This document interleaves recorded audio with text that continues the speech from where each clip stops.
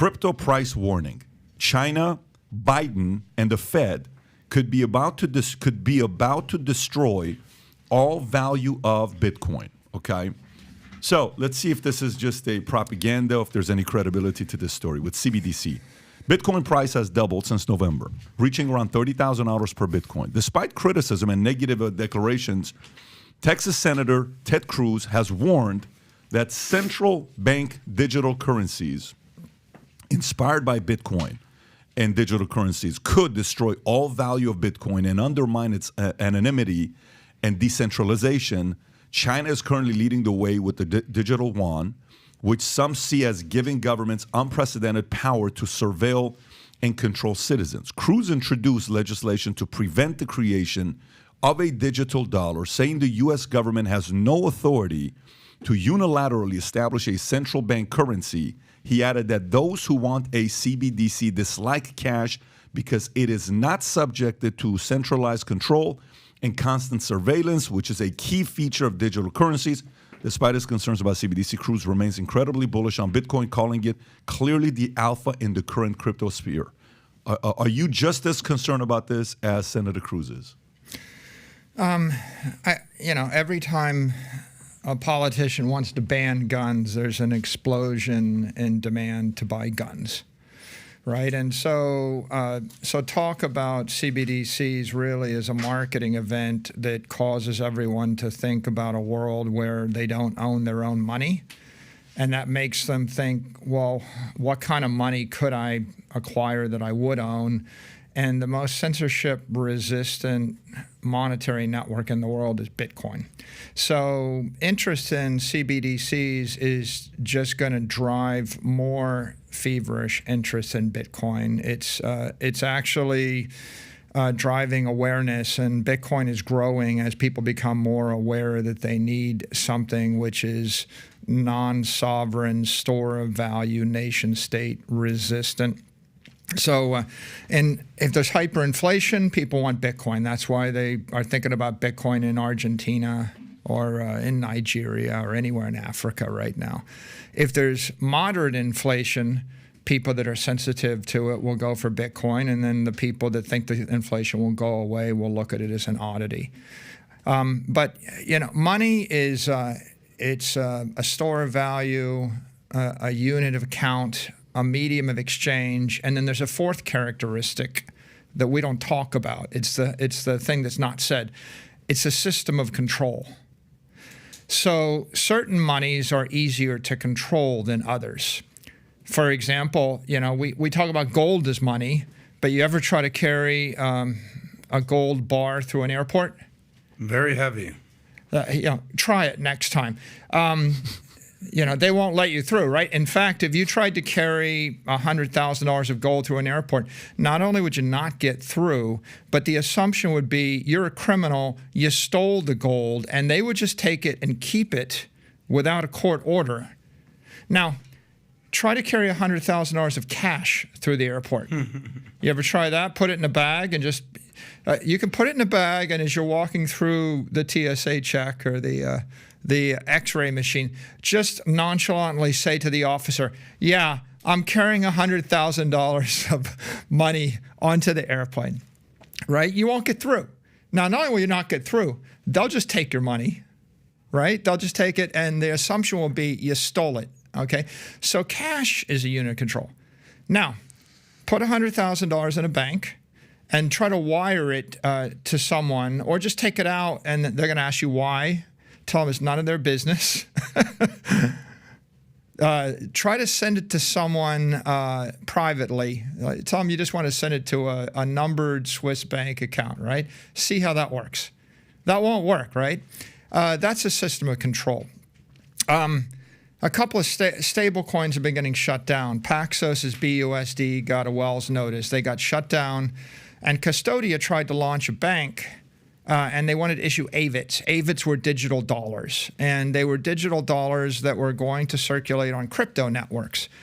And the regulators denied that banking license, and it's about a 70-page denial letter, very articulate, and I read it all. I read thousands. I read all of the crypto legislation and all of the crypto litigation. So if you dig into that denial letter, which is very well written and articulate, what is very clear is that the regulators say we're not going to allow the bank to form because we don't want someone to issue digital dollars that will circulate on crypto networks non-KYC. Evading our our anti-money laundering rules, our anti-terrorism rules, our know your customer rules. So it's clear that the regulators reject with prejudice the idea that you can circulate large sums of dollars without reporting that. Now, that's a political football, right? Because a lot of people in this country think that you should own your own money and you should have financial privacy and you ought to be able to do what you want with your money. There's another group of people that don't agree, right? Ted Cruz is on the side of freedom. You ought to own your own money. Now, it turns out that if your money's in a bank, you're not going to be able to circulate it freely. It's controlled. And on the other hand, Bitcoin is the one network you can't control. Ted Cruz's famous line is, "I like Bitcoin for the same reason the Chinese don't like it. They can't control it." Nobody can control Bitcoin. So if you're insecure about being able to own your own money, do you own it? And can you actually use it without asking somebody's permission? Then the solution is not gold. It's not silver coins. It's not stacks of cash. It's not money in a bank in the U.S. It's certainly not money in a bank in Lebanon, Argentina, anywhere in Africa. Those banks won't let you, take your money out of the bank. Go look at Nigeria, $42 a day. That's how much you can take out of the bank. They're keeping your money. So the one network that you have that gives you a decent chance of owning your own money and then being able to spend it the way you want is Bitcoin. So I'm not worried about Bitcoin. I do think that there'll be a massive political fight over CBDCs. There's a technical challenge. Our government doesn't know how to issue a CBDC. We don't know how to issue digital currency. The people that are issuing digital dollars are the cryptocurrency people, right? Paxos knows how to issue a digital dollar, right? And the regulators sent him a Wells notice saying, shut it down. So the private market knows how to issue digital dollars. The government doesn't. The EU doesn't. The feds don't. And so even if they wanted to, they can't technically right now without somebody else's help. But as long as Congress is split, right, it seems to me quite clear there's a large faction, by the way, on the Democratic and the Republican side. I mean, Robert F. Kennedy, I don't think, is in favor of a CBDC, nor is Ron DeSantis in favor of a CBDC. So there are a lot of free-thinking politicians in both parties that are adamantly against having a system of control where the government can decide how it used to be $10,000 was the cutoff of the report, right? It used to be you had to report when you wired $10,000, and that was back when $10,000 was worth something, right? It used to be, I think it dates back, 50 years or something? So it used to be $10,000 was a lot of money, and then they kept the $10,000 limit, and inflation creeped up, and pretty soon $10,000 is not nearly so much money. And what we're seeing is an encroachment of that, where now people are starting to lobby for the government to get a report on everything spent more than $600, and they lower the number. Well, who is supportive of that? I mean, right now, if you look at Federal Reserve, here's a tweet from Ron DeSantis you were talking about. April 7, the Federal Reserve has made no decision on issuing a central bank digital currency and would not do so without clear support from Congress and executive branch, ideally in a form of a specific authorizing law. A CBDC would not replace cash or other payment options. And then DeSantis at the top says it is not merely ideal that major changes in policy receive specific authorization from Congress. It is constitutionally required. Unaccountable institutions cannot impose a CBDC on Americans. They will tell CBDC won't be abused, but we are wise enough to know better. This wolf comes as a wolf. Michael, the question I'm asking is, this whole thing with 600, forget about the politicians that want it. We understand why they would want it. You can control and see what people are doing. What average voter wants to vote for this? Who the average American that would say, I'm okay with this? I'm sure the overwhelming majority of the population is adamantly against it, and I would say a decent majority of politicians are against it, but there is a fringe wing that wants to impose control over everybody, and they don't trust anybody. And you know, heck, at some point they would probably like to see how you spend $50, and that's the control freaks in the political sphere. You know, politicians have shown themselves quite capable of interfering in your private affairs, and the last 3 years have shown anything. They've shown that people can come up with some justification to tell you how many people can sit at your dinner table on Thanksgiving, right? And so there'll be some of them.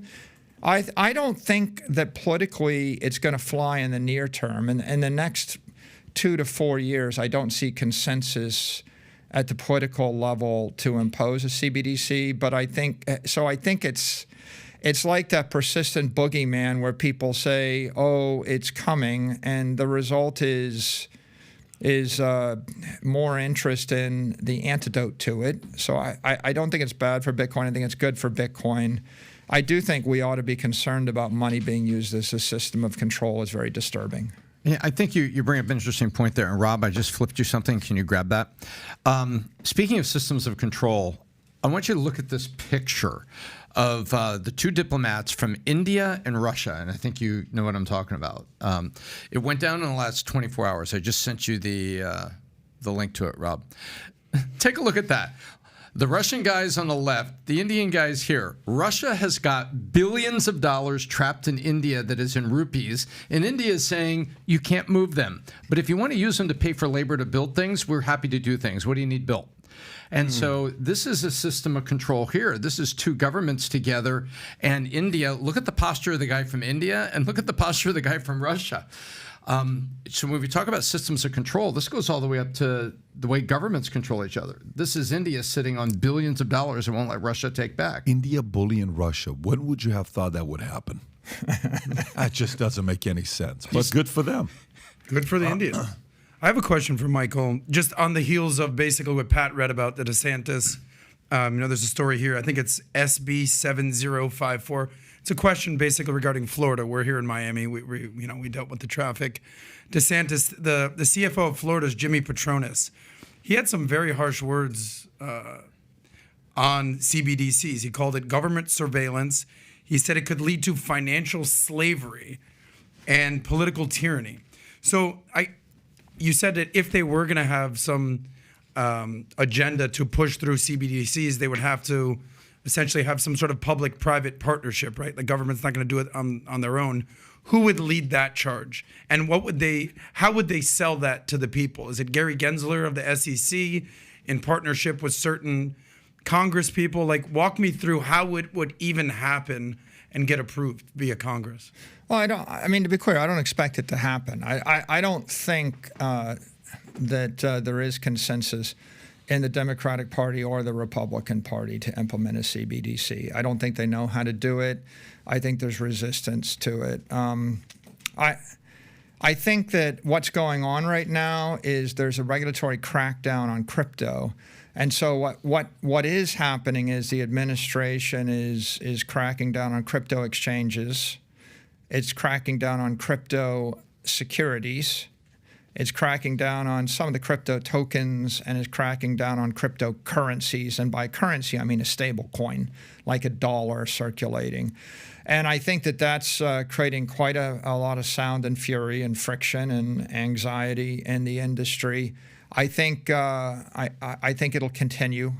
There is no coherent digital asset framework that's been offered by any regulator. There isn't any coherent digital assets framework offered by any legislator. We're nowhere near that. Like, there's not a bill we're debating that if it gets voted on will solve the problem. There is no bill. Got it. Okay, and so the talk about CBDCs gets people quite spun up, rightfully so. But I think the story here is CBDCs are going to be a non-starter in the free world. And even in the place that's closest to it is China, I suppose. And so I really think that it's a Chinese concept, and I don't really think in the free world we want to be like the Chinese. And I think ultimately both sides of the aisle will agree on that. So if you like this clip and you want to watch another one, click right here. And if you want to watch the entire podcast, click right here.